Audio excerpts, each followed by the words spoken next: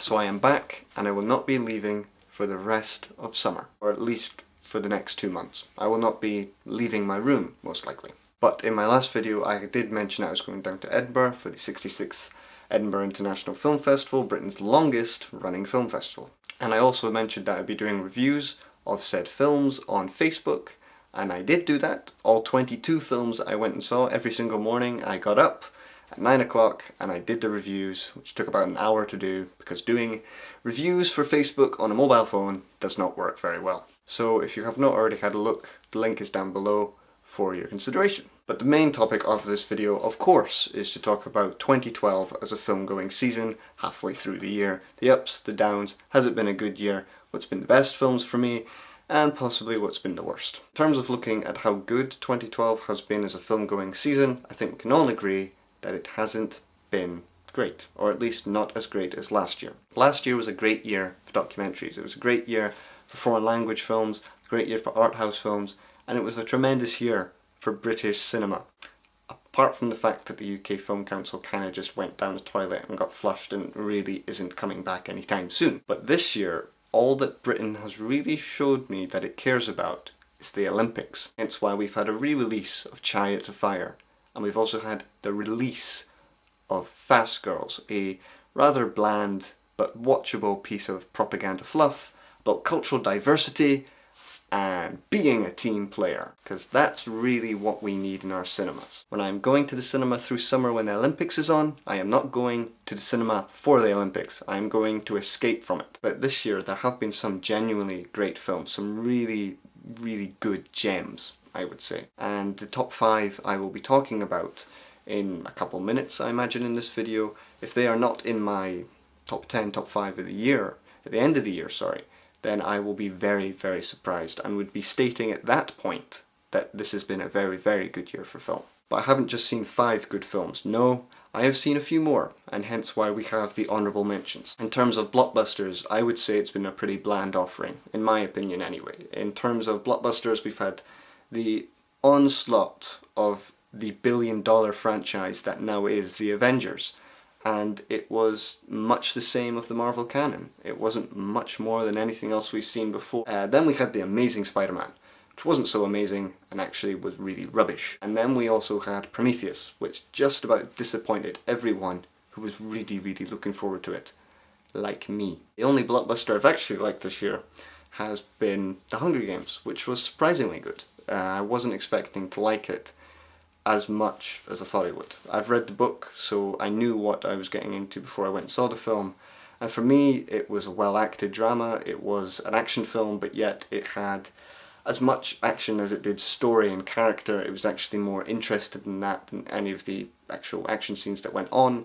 And it was lightly satirical, so it wasn't shoving it down your throat for the most part. It wasn't Battle Royale. That's all I would say. With The Hunger Games, it showed what happens before the tournament begins, the psychological edge that that has on you. And of course you had Haymitch, who had already done the games, and of course he became a horrible drunk. Battle Royale, it essentially was just a genre movie, and a genre movie which was sold as something else entirely, even though that's not what it was. It would be like saying Machete has a social comment to say about the state of Mexico at the moment. It doesn't. You can't wrap it up in anything else. Machete is just a genre movie. To me, Battle Royale is exactly the same. In terms of documentaries, there's an extraordinary documentary called Searching for Sugar Man, which is all to do with the life of Rodriguez. Rodriguez was a humongous flop in America and across Europe for the most part. No one really knew about him.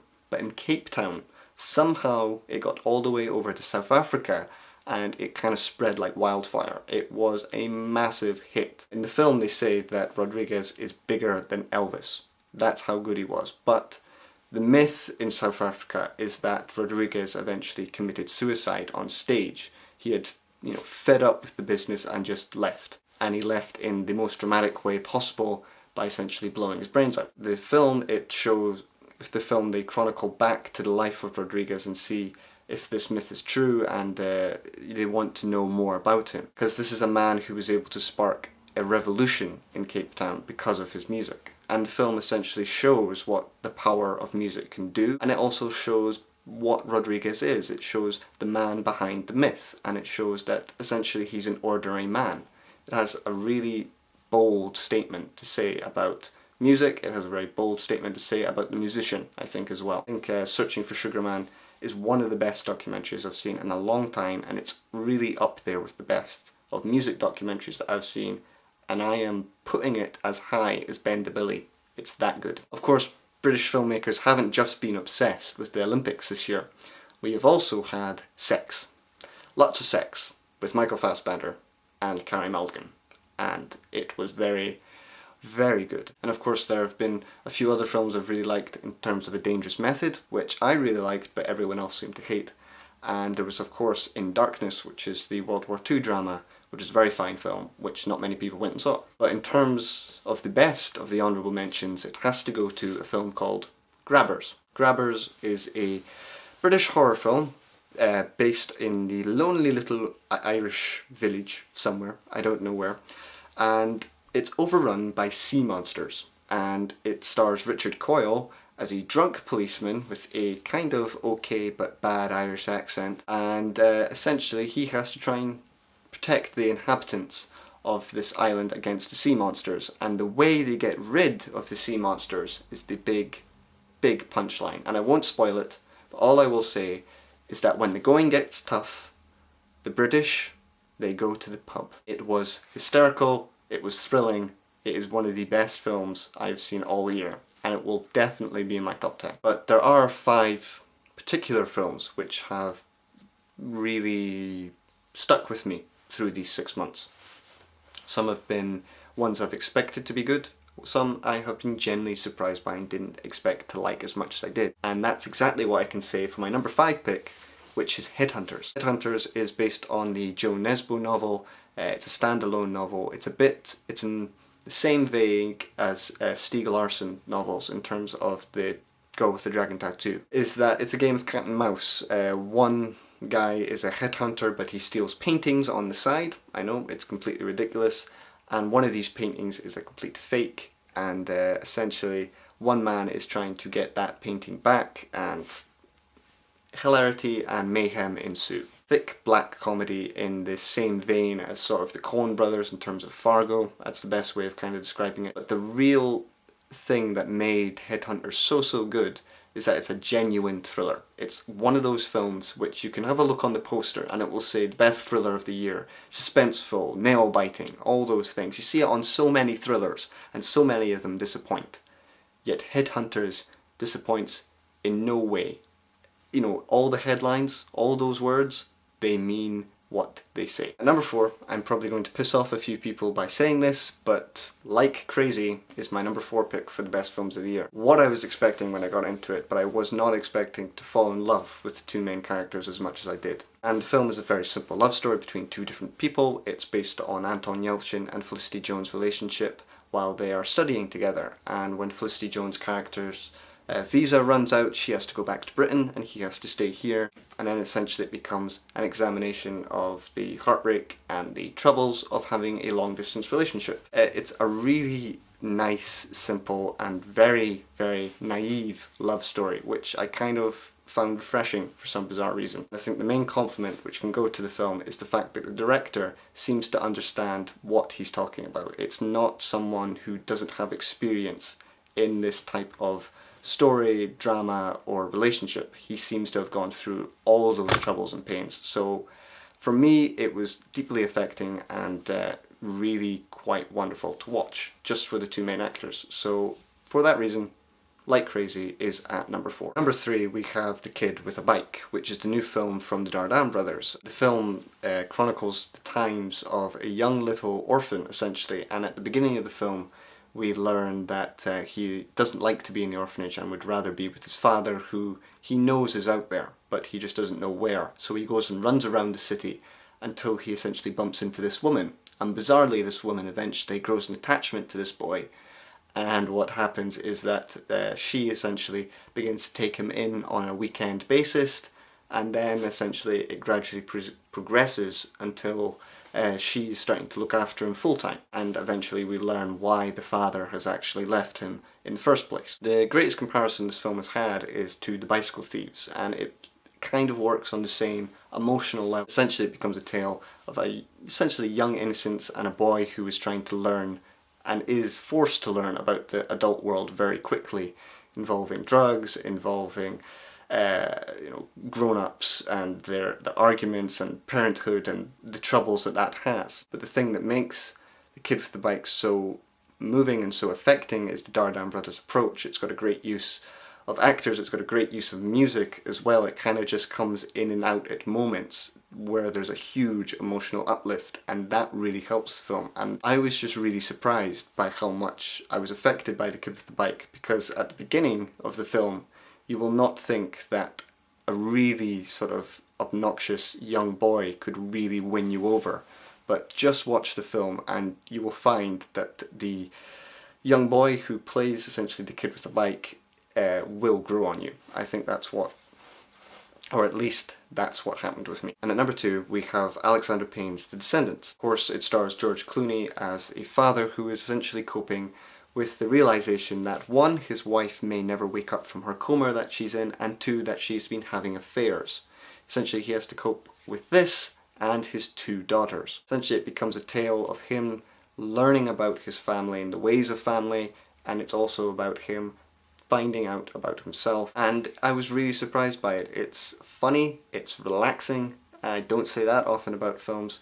It's moving, and it's also got really daft insight, funny, moving insight into death, which you don't often see. And my favourite film of the year so far has been, wait for it, Wild Bill, which no one really went and saw, which was a real shame. But if you ever get to see Wild Bill at any point this year or any time in the future, it comes with my highest recommendation. The film is from Dexter Fletcher, who's essentially a protege of Guy Ritchie, and to an extent his film may come off as just another gangster film. It is set around Charlie Criggs Miles, who plays Wild Bill, who's an out-and-out gangster who has just been having a stint in prison, and once he gets out he finds that his sons have been living on their own, and his sons are 15 and about 12, and he has to come back, and by social services he is forced into that situation to be a father figure. And essentially through the film that's what he's got to learn to be, is to reject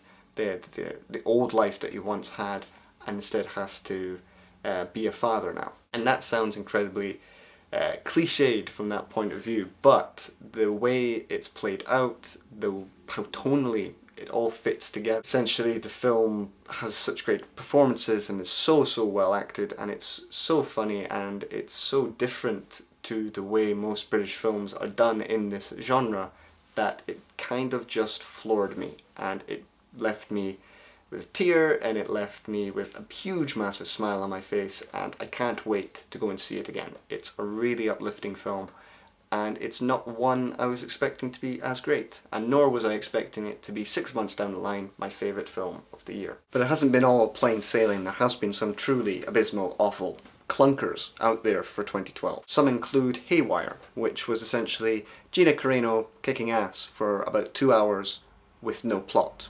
Fine in a couple of scenes, but when you've got no plot to drive your film forward, it drags. And all I can say is that the film drags to the point in which I was starting to fall asleep. And then we had Hunky Dory, which wasn't all hunky-dory at all. It was the best of British cinema, the best of feel-good British films, the best of feel-good films in general, but done so wrong. It got to the point in which I was actually clawing at my legs. I was really damaging my skin at that point. But it wasn't as unbearable as Extremely Loud and incredibly close. Probably the worst film to be nominated for an Oscar. Actually, I lie. It wasn't the worst film to be nominated for an Oscar, because the next film, War Horse, was even worse, even more of a travesty. You couldn't believe how bad War Horse could actually get. Somehow makes the brilliant Peter Mullen look bad, and he was the only redeemable thing about War Horse. And no, Mr. Armand White, The Descendants is not a film for people who cannot understand War Horse. It's the opposite way round. But the worst film the absolute worst film of this year has to be Rock of Ages. And I will tell you this is the only thing that you really need to know about Rock of Ages to put you off it for life. It is the first film, I think ever, in which I've literally shouted at the screen in a full cinema and had people look at me, and I didn't really fucking care because of how awful the film was. It's the first film in ages I've wanted to just will it to end and to want to leave. There's nothing good about Rock of Ages. It should be banned for all I care. The more I think about it, the more I just don't want to speak about it, so I won't.